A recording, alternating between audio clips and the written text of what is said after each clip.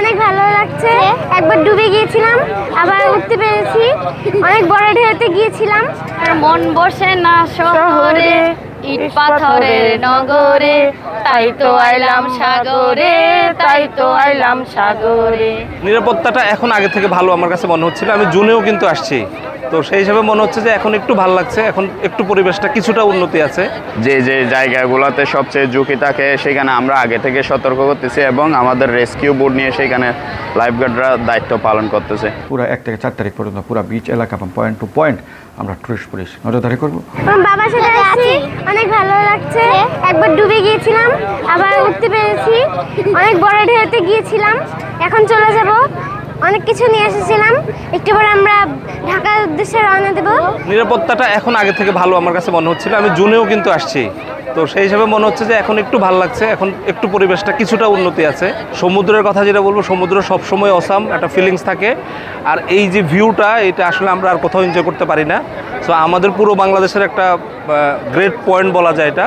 আমরা 5 বান্ধবী একসাথে আসছি। আমাদের 5 জনের বাচ্চা এবার এসএসসি পাস করলো। তো সবাই মিলে অনেক আগের থেকে আমাদের একটা প্ল্যান ছিল কক্সবাজারে আসার। সবকিছু মিলিয়ে আলহামদুলিল্লাহ আজকে আমরা আসতে পেরেছি।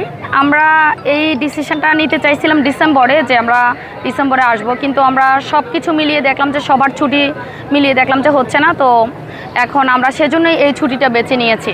ওভারঅল এখন পর্যন্ত আমাদের ভালোই চলছে। শারদীয় দুর্গাপূজা উপলক্ষে সরকারি 4 দিনের ছুটি রয়েছে। ইতিমধ্যে প্রচুর পরিমাণের পর্যটকের সমাগম হয়েছে। আমরা গতকাল সন্ধ্যা থেকে লক্ষ্য করতেছি সমুদ্র একটু উত্তাল হওয়ার সম্ভাবনা আছে।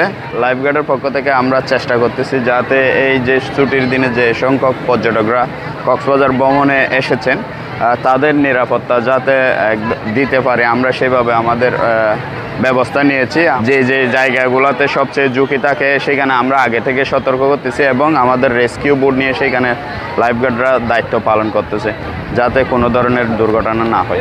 গত 25 তারিখ থেকে কিন্তু লাখ লাখ পর্যটকের সমাগম হচ্ছে এবং তারা 1 থেকে 4 তারিখের যে ছুটিতে, এই ছুটিতে প্রায় 3 থেকে 3.5 লাখ, প্রায় 4 লাখ লোকের সমাগম এখানে ঘটবে।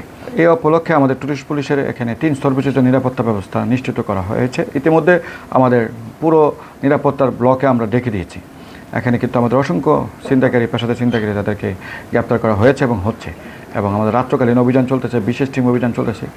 আর 1 তারিখ থেকে 4 তারিখ পর্যন্ত আরেকটা আমাদের স্পেশাল 3টা টিম নামবে, টহল বেড়ে যাবে এবং আমাদের গোয়েন্দার নজরদারি আরও বেড়ে যাবে। পুরো নিরাপত্তার চাদরে পুরো 1 থেকে 4 তারিখ পর্যন্ত পুরো বিচ এলাকা এবং পয়েন্ট টু পয়েন্ট আমরা টুরিস্ট পুলিশ নজরদারি করব। কোনো অ্যাঙ্গেল থেকে যদি পর্যটকদের ডিস্টার্ব করা হয় তাহলে সেটা কঠোর হস্তে দমন করা হবে। আনন্দ গণপরিবেশের মধ্য দিয়ে এই প্রতিমা বিসর্জন টুরিস্ট পুলিশ সর্বাত্মক তার আমরা প্রচেষ্টা আমাদের থাকবে।